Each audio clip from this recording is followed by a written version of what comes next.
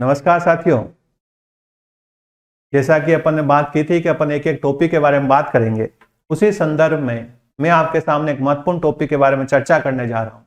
और मैंने उसी में एग्जाम्पल में दिया था कि अपन बात करेंगे इतिहास का एक ऐसे योद्धा के बारे में कि जिसका नाम है पृथ्वीराज तृतीय, जिसे अपन पृथ्वीराज चौहान के नाम से जानते हैं। दूसरे शब्दों में अगर मैं आपसे यूं कहूं कि इतिहास का एग्जाम का ऐसा मोस्ट इंपॉर्टेंट टॉपिक जहां से हर एग्जाम में आपको क्वेश्चन देखने को मिल जाएगा, चाहे वह आप किसी भी राज्य में रह रहे हो, किसी भी एग्जाम की तैयारी कर रहे हो, यहां से क्वेश्चन पूछा ही पूछा जाता है। अगर सिलेबस में है तो 100% क्वेश्चन आएगा यहां से। तो यहां से पहले मैं आपको बताऊंगा कि क्या है ये पृथ्वीराज चौहान, और उसके बाद अपन क्वेश्चन की बात करेंगे कि कहां से क्वेश्चन बन सकते हैं और कहां से क्वेश्चन बने। ठीक है, शॉर्ट वीडियो है, 20 मिनट का वीडियो है, और 20 मिनट के वीडियो में मैं आपको विश्वास दिलाता हूं कि पूरा पृथ्वीराज अपन जो है आराम से इसके बारे में बात कर लेंगे। सबसे पहले तो जब मैं आपसे कहूं कि पृथ्वीराज नाम के शब्द पीछे लग रहा है, एक शब्द लग रहा है, वो क्या है? तो क्या है? चौहान। चौहान की उत्पत्ति चाहमान शब्द से होती है। और ऐसा किसने कहा? तो चौहानों का इतिहास लिखने वाला एक व्यक्ति था जयानक, जिसने एक पुस्तक लिखी पृथ्वीराज विजय। उसमें यह लिखता है कि चाहमान से एक नया शब्द बन गया, और वह शब्द कौन सा है? तो कौन सा है? चौहान। एक बात। दूसरी बात, चौहान एक राजवंश है। चौहानों की मूल रूप से उत्पत्ति कहां हुई? तो कहते हैं कि राजस्थान में एक क्षेत्र है, और उस क्षेत्र का क्या नाम है? सपाद लक्ष्य। सपाद लक्ष्य का मतलब 1.25 लाख गांवों का जो समूह था, उस जो एरिया था, उसके आसपास का जो भूभाग था, उसे किस नाम से जानते हैं? सपाद लक्ष्य, जिसकी राजधानी अहिछत्रपुर रही है। अहिछत्रपुर को किस नाम से जानते हैं? तो राजस्थान में एक स्थान है, नागौर एक जिला है, तो वर्तमान में उसे किस नाम से जानते? तो किस नाम से जानते? नागौर के नाम से जानते। मैं आपको चौहानों की थोड़ी उत्पत्ति के बारे में बता रहा हूं, फिर पृथ्वीराज तक पहुंचते हैं अपन। दूसरी बात, अगर मैं दूसरे शब्दों में कहूं कि चौहानों का संस्थापक कौन था, तो चौहानों का संस्थापक था वासुदेव, जिसने 551 ईस्वी में चौहान राजवंश की स्थापना की है। ठीक है, तो चौहानों का संस्थापक याद रखना है आपको, वासुदेव। 551 चौहान राजवंश की स्थापना की। चौहानों का मूल स्थान जहां से चौहान उत्पन्न हुए, सपाद लक्ष्य। यहां से अनेक अलग अलग शाखाओं में अलग अलग स्थानों पर चले जाते हैं। कोई अजमेर चला जाता है तो अजमेर के चौहान, कोई रणथंभौर चला जाता है रणथंभौर के चौहान, कोई जालोर चला जाता है तो जालोर के चौहान, कोई नाडोल चला जाता है तो नाडोल के चौहान। इस प्रकार से चौहानों की अलग अलग शाखाएं रही है। अपन एक योद्धा के बारे में बात करने जा रहे हैं, और उस योद्धा का क्या नाम है? पृथ्वीराज तृतीय। ठीक है, देखो, पृथ्वीराज तृतीय, जिसके पिता का नाम सोमेश्वर चतुर्थ था, जिसकी जानकारी हमें बिजोलिया शिलालेख से प्राप्त होती है। माता का नाम कर्पूरी देवी था, और कहते हैं कर्पूरी देवी और सोमेश्वर से एक संतान उत्पन्न होती है, एक बालक उत्पन्न होता है, और जिसका क्या नाम रखा गया? पृथ्वीराज रखा गया। पृथ्वीराज कहते हैं 1166 के आसपास गुजरात में एक स्थान है अनिलवाड़ा या अनिल पाटन, वहां पर इसका जन्म होता है। बचपन से ही यह एक योद्धा प्रकृति का जो है व्यक्ति था, बालक था। और ऐसा कहते हैं कि 1166 में जब इसका जन्म होता है, और स्थान कौन सा था? तो स्थान था अनिल पाटन, गुजरात। पृथ्वीराज को इतिहास में राय पिथौरा के नाम से, पृथ्वीराज को इतिहास में दल पुंगल के नाम से, दल पुंगल का मतलब होता है विश्व विजेता के नाम से जानते हैं। 11 वर्ष की आयु में यह शासक बनता है। कहते हैं कि 11 वर्ष की आयु में जब यह शासक बना, तो जब छोटा था तो शासन के प्रारंभिक वर्षों में 3 व्यक्तियों ने इसकी सहायता की। पहला, इसकी संरक्षिका के रूप में इसकी माता ने काम किया, और माता का क्या नाम था? कर्पूरी देवी। दूसरे, अगर मैं आपसे यूं कहूं कि इसका प्रधानमंत्री कौन था, तो इसका प्रधानमंत्री था कदमवास। ये कई एग्जाम में क्वेश्चन पूछा गया है। और इसका सेनापति कौन था? तो इसका सेनापति कौन था? भुवनमल। कहते हैं कि जयानक पृथ्वीराज विजय में लिखता है कि जिस प्रकार भगवान राम जब सीता को खोजने के लिए लंका पर जब चढ़ाई करते हैं, तो उनकी सहायता गरुड़ और वानर ने की थी, ठीक उसी प्रकार पृथ्वीराज के आरंभिक समय में उसकी सहायता उसके प्रधानमंत्री कदमवास और उसके सेनापति किसने की थी? भुवनमल ने। पृथ्वीराज शासक बन जाता है। शासक बनने के बाद अपने निर्णय खुद लेने लगता है, और कहते हैं कि बाद में कर्पूरी देवी जो है वह हट जाती है संरक्षिका के रूप में, और स्वयं यह निर्णय लेना प्रारंभ कर देता है। तो निर्णय लेने के बाद यह अपने साम्राज्य का विस्तार करेगा। बहुत सारे इतिहासकारों ने कहा कि पृथ्वीराज ने जब अपने साम्राज्य का विस्तार किया, यही साम्राज्यवादी नीति बाद में उसके पतन का क्या बनती, कारण बनती है। तो देखना, पृथ्वीराज, बात कर रहे हैं अपन किसके बारे में, तृतीय के बारे में। कहते हैं कि सबसे पहले जब यह शासक बना तो सबसे पहले इसका भाई था चचेरा भाई, और उस भाई का नाम था नागार्जुन। और नागार्जुन क्या कर देता है, विद्रोह कर देता है। और कहाँ करता है, तो एक गांव है गुड़ापुरा, जिसे आज अपन गुरुग्राम के नाम से जानते हैं, पहले गुड़गांव के नाम से जानते थे, अभी गुरुग्राम के नाम से दिल्ली में जानते हैं। तो शासक बनते ही सबसे पहले किसने विद्रोह किया, नागार्जुन ने। और पृथ्वीराज ने अपने प्रधानमंत्री केमास की सहायता से, कदमवास की सहायता से वह क्या कर देता है, इस विद्रोह का दमन कर देता है। तो शासक बनते ही सबसे पहले किसके विद्रोह का सामना करना पड़ा, नागार्जुन के विद्रोह का। फिर बात करें तो दूसरी एक विद्रोह था भंडानक जाति का दमन। भंडानक ऐसा कहा जाता है कि सतलज के आसपास पंजाब, हरियाणा और राजस्थान की और एक जाति थी जो अपनी स्वतंत्र प्रकृति के लिए जानी जाती थी। यह बार बार दिल्ली के शासकों के खिलाफ विद्रोह करती थी। तो भंडानक जाति का इसने क्या किया कि अपने सेनापति के माध्यम से इस जाति का दमन कर अपने अधीन कर लिया। क्वेश्चन आता है एग्जाम में, भंडानकों का दमन किसने किया, तो किसने किया, पृथ्वीराज तृतीय ने। तीसरा कहते हैं कि इसके समकालीन एक राज्य था चंदेल राज्य। चंदेल बात करूं मैं तो वर्तमान में मध्य प्रदेश में, राजधानी इसकी महोबा, सुना होगा आपने, पान के पत्तों के लिए महोबा बड़ा फेमस माना जाता है। तो राजधानी कौन सी थी, महोबा। और यहाँ का शासक था परमारदीन, या जिसे परमर्दी देव के नाम से जाना गया। ठीक है, 1182 ईस्वी में पृथ्वीराज ने चंदेल पर आक्रमण किया और एक युद्ध होता है इतिहास में, तुमुल का युद्ध या महोबा का युद्ध। और कहते हैं कि इस युद्ध में पृथ्वीराज ने किसको पराजित कर दिया, तो किसको पराजित कर दिया, परमर्दी देव को पराजित कर दिया।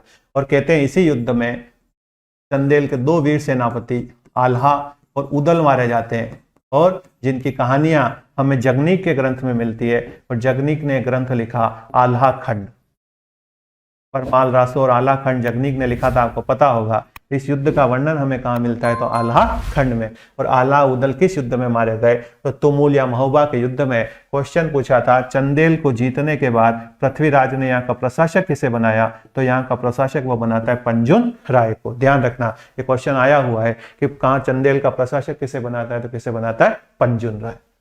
फिर कहते हैं इसके समकालीन एक राज्य था गुजरात राज्य। गुजरात पर चालुक्यों का शासन, ठीक है, चालुक्यों का शासक भीम द्वितीय। कहते हैं 1184 में नागौर के पास युद्ध के प्रमाण मिलते हैं, और कहते हैं कि इस युद्ध में पृथ्वीराज ने भीम द्वितीय को हरा दिया। युद्ध का कारण था आबू की राजकुमारी इच्छनी देवी। फिर अगला राज्य इसके समकालीन कन्नौज, सबसे शक्तिशाली राज्य। कन्नौज में एक राजवंश शासन कर रहा था जिसका नाम था गढ़वाल वंश, और गढ़वाल वंश का राजा था जयचंद। आपने सुना होगा मोहनोत नैन्सी कहता है कि राठौड़ों की उत्पत्ति गढ़वालों से होती है, कन्नौज के गढ़वालों से। तो गढ़वाल वंश का शासक कौन था, जयचंद। पृथ्वीराज और जयचंद के मध्य कहते युद्ध के प्रमाण तो नहीं मिलते, लेकिन दोनों के मध्य क्या थी, शत्रुता। शत्रुता का कारण था जयचंद के द्वारा दिल्ली पर अधिकार करने की लालसा। और चंद्रवर्धय लिखता है क्या कि आक्रमण का कारण क्या था, तो आक्रमण का कारण था सहयोगिता की कहानी। आप सब सहयोगिता के बारे में जानते हैं कि सहयोगिता पृथ्वीराज से प्रेम करती थी। इस बात का पता जयचंद को चलता है। जयचंद पृथ्वीराज को अपमानित करने के लिए एक यज्ञ का आयोजन करता है, उसी यज्ञ में स्वयंवर रखता है। स्वयंवर में बहुत सारे शासकों को आमंत्रित करता है, लेकिन पृथ्वीराज को आमंत्रित नहीं किया तो ठीक था, लेकिन उसके साथ उसको अपमानित करने के लिए वह क्या करेगा कि मेन गेट पर लोहे की मूर्ति लगवा देता है द्वारपाल के रूप में। सहयोगिता सबके सामने माला लेके घूमती है और बाद में उस मूर्ति में माला डाल देती है। जयचंद नाराज हो जाता है, सहयोगिता को कैद कर देता है। बाद में पृथ्वीराज अपहरण करके सहयोगिता से विवाह कर लेता है, और इस प्रकार दोनों के मध्य शत्रुता हो जाती है। ऐसा किसने कहा था, चंद्रवर्धय ने।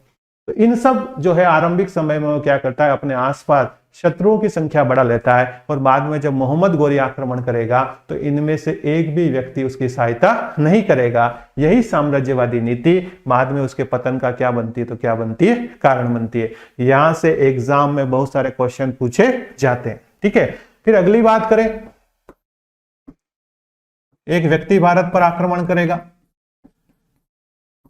नाम है उसका मोहम्मद गोरी, ठीक है। मोहम्मद गोरी भारत पर पहला आक्रमण गुजरात पर करता है। गुजरात का शासक था मूलराज द्वितीय। मूलराज द्वितीय ने गोरी को पराजित कर दिया और कहते हैं कि अगला आक्रमण वह दूसरे रास्ते से करेगा और कहते हैं कि पृथ्वीराज की जो सीमा थी उत्तर पश्चिमी साम्राज्य की, उस सीमा पर एक स्थान है पंजाब के पास बठिंडा। बठिंडा में किला है तवर हिंद या सर हिंद का किला। यहां पर गोरी अधिकार कर लेता है और अधिकार करने के बाद यहां पर अपना प्रतिनिधि नियुक्त करता है जिसका नाम था काजी जियाउद्दीन, ठीक है। बाद में आपको पता है तराइन के मैदान में 2 युद्ध लड़े जाते हैं, तराइन का प्रथम युद्ध और तराइन का द्वितीय युद्ध। मैं आपको वही चीजें बता रहा हूं जो आपके एग्जाम में आएगी और पूछी जाती है, उसके अलावा मैं आपसे अनावश्यक बात नहीं कर रहा हूं। बाकी पृथ्वीराज एक ऐसा विषय है जिसके ऊपर अपन 10 घंटे भी चर्चा कर सकते हैं, लेकिन मैंने आपसे पहले भी कहा कि अपना उद्देश्य एग्जाम को क्रैक करना है, अपना उद्देश्य विशेषज्ञ बनना नहीं है। विशेषज्ञ कब बनोगे? जब आपकी जॉब लग जाएगी, उसके बाद आप आराम से पृथ्वीराज के ऊपर जो है रिसर्च करना, ठीक है। 1191 1192 यह कहां है? तो करनाल हरियाणा में, तराइन के मैदान का है। पहले युद्ध में खांडेराव, चामुंडराय, गोविंदराज पृथ्वीराज की सेना का नेतृत्व करते हैं। ये गोविंदराज तोमर था, ध्यान रखना। पहले तोमर दिल्ली पर शासन किया करते थे, बाद में चौहानों के सामंत हो गए। गोविंदराज तोमर के वार से गोरी घायल हो जाता है, गोरी भाग जाता है। भागने के बाद 1 साल बाद वापस आ जाता है तराइन के मैदान में और अपने एक दूत को भेजता है पृथ्वीराज के पास, और दूत का नाम था किवाम उल मुल्क। और कहते हैं किवाम उल मुल्क को जब भेजा और अधीनता स्वीकार करने के लिए, इस्लाम स्वीकार करने के लिए कहा, तो पृथ्वीराज फिर तराइन के मैदान में आ खड़ा होता है।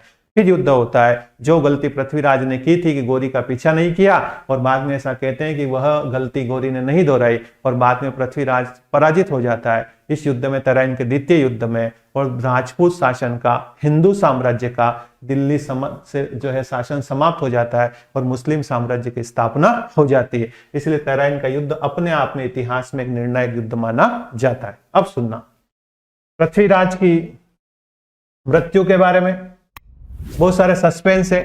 इसकी मृत्यु कैसे हुई? एक इतिहासकार है हसन निजामी, एक इतिहासकार है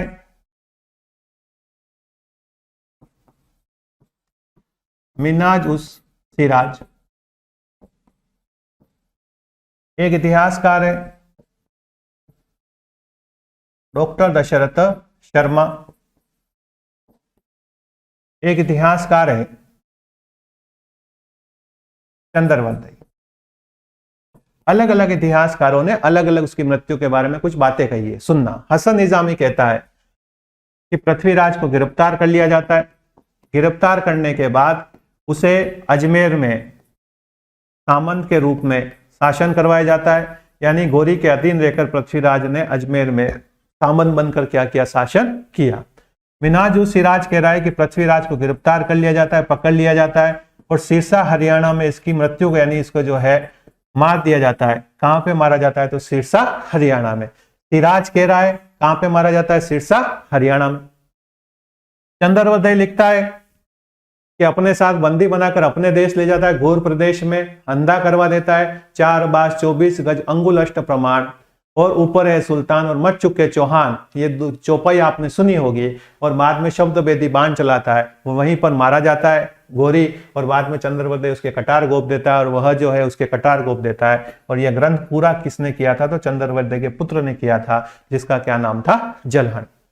डॉक्टर दशरथ शर्मा कहते हैं कि अजमेर से एक सिक्का मिला है। उस सिक्के के एक तरफ लक्ष्मी की आकृति मिली है, पृथ्वीराज का चित्र मिला है, दूसरी तरफ उस सिक्के के ऊपर मोहम्मद बिन साम लिखा हुआ है। तो उस सिक्के से जानकारी मिलती है कि कुछ समय तक गोरी के अधीन रहकर पृथ्वीराज ने शासन किया। बाद में पृथ्वीराज की स्वाभाविक मृत्यु हो जाती है और स्वाभाविक मृत्यु के बाद ऐसा कहा जाता है क्या कि उसके पुत्र गोविंदराज को अजमेर में नियुक्त किया जाता है। और बाद में उसे कहाँ भेज दिया जाता है, रणथंभौर भेज दिया जाता है। तो इस मृत्यु के बारे में ये सारी बातें कही गई है, ये ध्यान रखना। पृथ्वीराज के दरबार में कौन कौन से विद्वान थे, तो इसके साहित्य व सांस्कृतिक विभाग का मंत्री कौन था, तो साहित्य व सांस्कृतिक विभाग का मंत्री कौन था, पद्मनाभ। ठीक है, बाकी उसके दरबार में विद्यापति गौड़,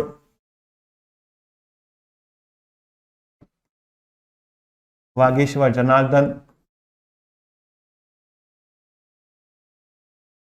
विश्वरूप, आशाधर, पृथ्वी भट्ट को ही अपन चंद्रवदई के नाम से जानते हैं, जयानक भट्ट, ये सारे किसके दरबार में थे, तो किसके दरबार में थे, पृथ्वीराज के दरबार में थे। तो ये ध्यान रखना है, ये सारी बातें आपको याद रखनी है, किसके बारे में, पृथ्वीराज चौहान के बारे में। ठीक है, और ज्यादातर क्वेश्चन जो है, जितने क्वेश्चन अब तक पूछे गए इन सारी बातों से पूछे गए। अब मैं आपको थोड़ा मोटा मोटी बता देता हूँ, क्या पृथ्वीराज के बारे में, उसके जन्म से, उसकी माता के बारे में, कहाँ पैदा हुआ उसके बारे में, अनिल पाटन गुजरात, प्रधानमंत्री के बारे में रिसेंटली एग्जाम में क्वेश्चन पूछा गया है। जब शासक बना तो उसने सबसे पहले किसके विद्रोह का दमन किया, नागार्जुन के विद्रोह का। क्वेश्चन पूछा भंडारनाकों का दमन करने वाला शासक कौन था, पृथ्वीराज तृतीय था। फिर क्वेश्चन पूछ ले कि तुमुल और महोबा के युद्ध में कौन से सेनापति मारे गए, आला उदल की जानकारी जगनीक के ग्रंथ आला खंड में मिलती है। फिर अपन बात करें क्वेश्चन कहां से बनता है, क्वेश्चन कोले लेक्चर में आया हुआ है कि चंदेल को जीतने के बाद वहां का प्रशासक किसे बनाया, तो पंजुन राय को प्रशासक बनाया। ठीक है, नागौर के पास किससे युद्ध हुआ, तो चालुक्य शासक भीम द्वितीय से युद्ध हुआ। शत्रुता का कारण क्या था, कन्नौज और दिल्ली के बीच में, चौहानों के मध्य, गढ़वालों और चौहानों के मध्य। तो चंद्रवदई के अनुसार तो शत्रुता का कारण था सहयोगिता, और बाकी कहते दिल्ली पर अधिकार करने की लालसा। फिर तराइन के युद्ध के पहले युद्ध का नेतृत्व किसने किया, चामुंड राय, खांडे राव और गोविंदराज ने। दूसरे युद्ध में ऐसा कहते हैं कि पृथ्वीराज मारा गया। जो मृत्यु का कारण था, पराजय का कारण था, वह थी घोरी की कूटनीति। यहाँ से एग्जाम में क्वेश्चन बनते हैं, इससे बाहर आपके क्वेश्चन नहीं जाएगा। तो ये आपको पूरा पृथ्वीराज के बारे में अपन ने बात की है, और आप इसको अच्छे से पढ़ना, इसके क्वेश्चन देखना, और क्वेश्चन देखने के बाद जितने सारे ऑब्जेक्टिव आपको पृथ्वीराज के बारे में मिल जाए, वो सारे ऑब्जेक्टिव आपको अच्छे से क्या करने। धन्यवाद।